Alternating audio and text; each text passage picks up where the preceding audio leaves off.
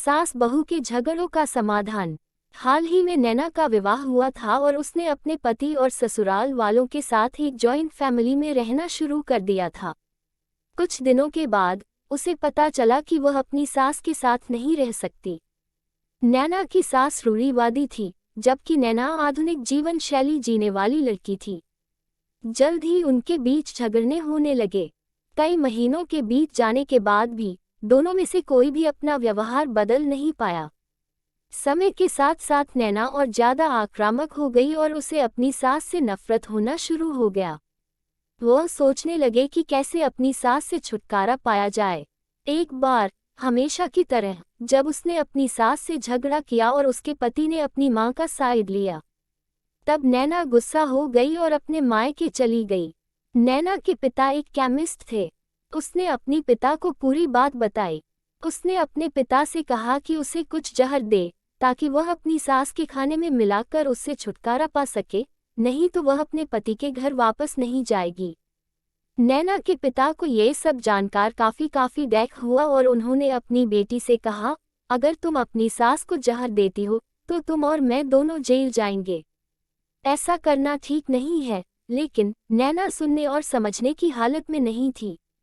आखिरकार उसके पिता ने कहा, ठीक है, जैसा तुम चाहती हो वैसा ही होगा, लेकिन मैं तुम्हें जेल में नहीं देखना चाहता।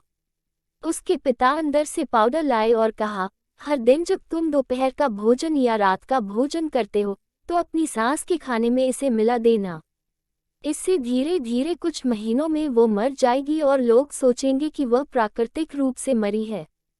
उन्होंने ये भी कहा, क्योंकि किसी को भी तुम पर शक नहीं होना चाहिए, इसलिए आज से तुम अपनी सास के साथ नहीं लड़ोगी बल्कि तुम उनकी देखभाल करोगी, भले ही वो कुछ भी कहे।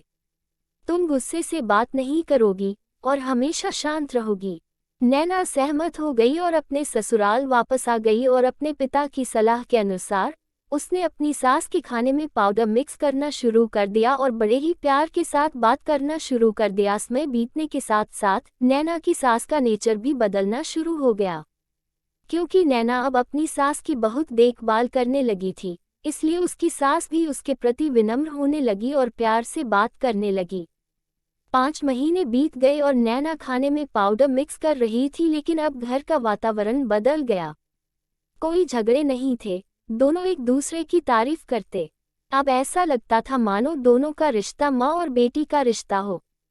अब नैना को चिंता होने लगी कि पाउडर की वजह से उसकी सास जल्द ही मर सकती है। वो अपने पिता के घर पर गई और उनसे कहा, पिताजी, कृपया मुझे उस जहरीले पाउडर के प्रभाव को ठीक करने के लिए इलाज बताएं। मैं अपनी सास को खोना नहीं चाहती। वह मेरी माँ की तरह है और मैं उससे अब बहुत प्यार करती हूँ। उसके पिता मुस्कुराए और कहा, कौन सा जहर? मैंने तुम्हें बस एक स्वीटनर दिया था।